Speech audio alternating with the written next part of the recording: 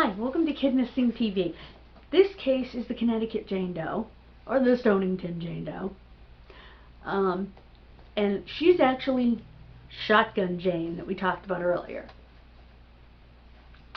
She was found in Stonington, Connecticut on May 30th, 1974. She was between 18 and 30 years of age.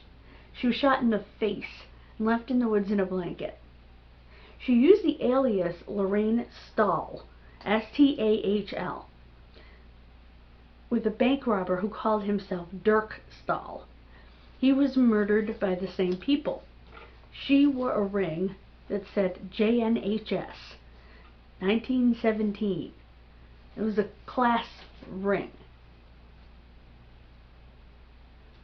But it could have been JHNS, because some speculate that it was for the Johns Hopkins Nursing School, or the Johns Hopkins School of Nursing, JHSN, sorry. Don't know whether it was or not, but that's some people's speculation. Her car either had Massachusetts or Maine plates. It was a 1964 green Oldsmobile.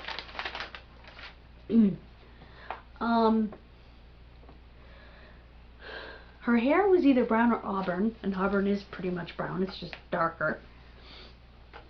She had no maxilla, which is the top jaw, because of the gunshot wound.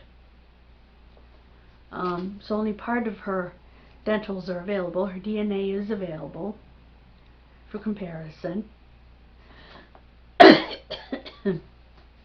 She wore a tan leather wet look vest. I'm not sure what that means.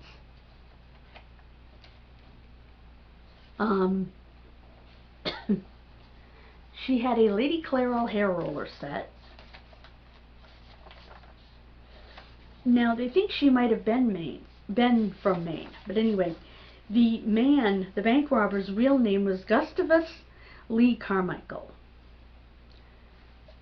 Interestingly, and you'll see in the poster, there is a New Jersey Bell telephone bill showing a list of numbers she was known to have called. Calls were made to Tennessee, Pennsylvania, several towns, New Jersey, again several towns, Delaware, and New York City, and Buffalo.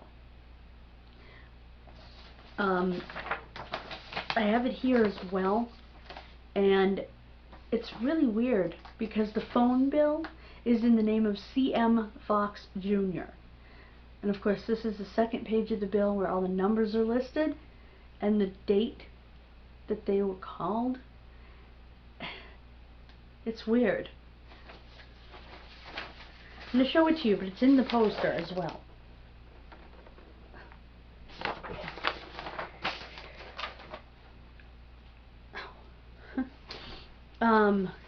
Sometime in early 1974, law enforcement received a tip about the murders of the bank robber and this unidentified woman. They were actually said to be killed at a residence in Ledyard, Connecticut. And they were found on that property. Now, Ledyard is not Stonington, so I'm not sure how she became Stonington Jane Doe, but Ledyard, if you're not familiar with it, it's the town where the Indian Reservation is, where the Foxwoods Resort Casino is. It was determined through the investigation in 1978 that Carmichael had escaped imprisonment while in transport from a Massachusetts penitentiary to federal court in Hartford, Connecticut. At some point following his escape, he met Lorraine Stahl, and they formed a relationship. It was revealed that Carmichael and Stahl ended up in contact with three men who ran safe houses for fugitives. These men were Richard DeFreitas, Donald Brandt, and James Gardner. The trio set Carmichael and Lorraine up in a safe house in Ledyard in 1970, which is when they assumed their most recent aliases of Dirk and Lorraine Stahl, where they assumed their most recent aliases of Dirk and Lorraine Stahl. It wasn't long before Lorraine started voicing concerns about the three men, and the men, seeing her as a liability, decided she had to be killed to eliminate risk. As they knew her lover, Gustavus Carmichael, aka Dirk Stahl, would not be okay with their decision to eliminate her, they hatched a plot that would prove fatal for both of them. And they confessed, so the murder part is solved. But 50 years later, they still do not know who the female victim is.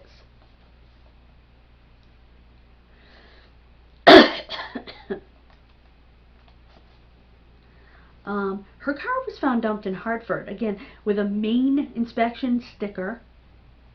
Her last known employment was in New York City. Investigation into her phone records showed contact with people, as I mentioned, in a bunch of states.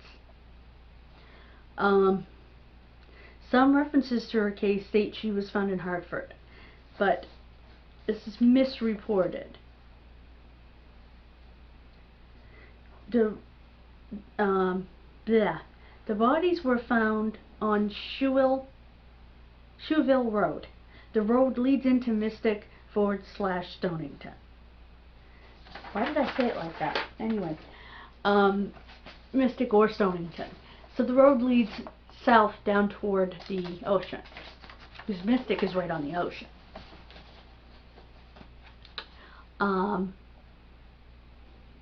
Now, there are a number of items besides the ring. Again, it resembled the modern alumni ring from the Johns Hopkins School of Nursing. Now, whether their ring looked like that in 1917, I don't know. She had a yellow raincoat, brown, what they're calling granny boots that go up to the knees. I wouldn't call those granny boots. I would call those typical 1970s style. In 2018, an internet sleuth named Joseph Kalash of Oakdale, Connecticut, reported potential match to the Connecticut Medical Examiner and the Royal Canadian Mounted Police of Helen Claire Frost. Helen was a Caucasian female with blue eyes and blonde hair. She stood about 5 feet 5 inches and weighed about 125 pounds. Her right eye had a droop from birth that almost closed slightly. That's a thing that runs in families, actually. And she had given birth 6 months prior to her disappearance.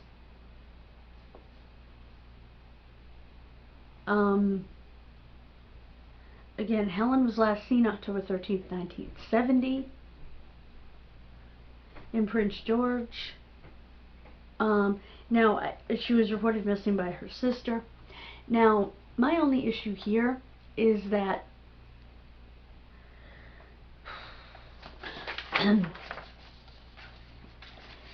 Helen was missing from Canada, and she would have had to come through. There would have been a record of her coming across the border. That being said, if the car was inspected in Canada, I mean, not in Canada, in Maine, it is possible that she came in from Canada.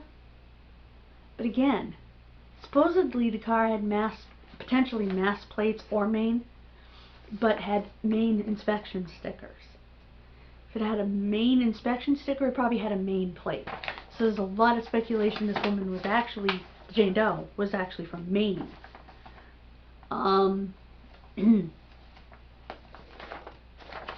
So, and if that is the case, they don't have too many missing people from Maine, and in fact, they don't go back very far in their missing indices.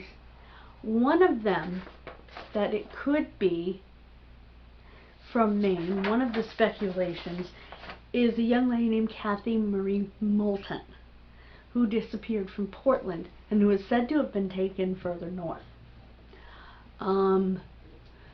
She disappeared in the early 1970s, maybe 1970, 72.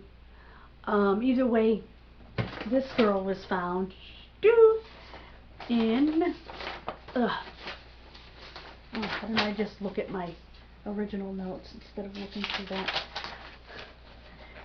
1974, which would have put her at the right age for Kathy Moulton. She would have had a haircut.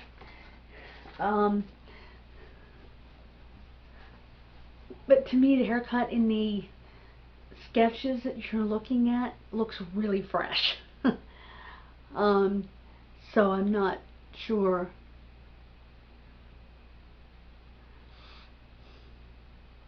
But Kathy was someone that was cited as possibly being this Jane Doe. I don't know.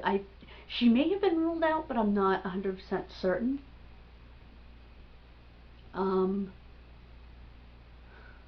That's the only female from that time period from Maine that I know of being reported missing. And she's about the earliest missing persons case. No, I think there's one male that may be earlier than her. Thank you so much for joining me. If you have any information in this case, if I can get to the phone number, you can call you can call Detective Michelle Clark.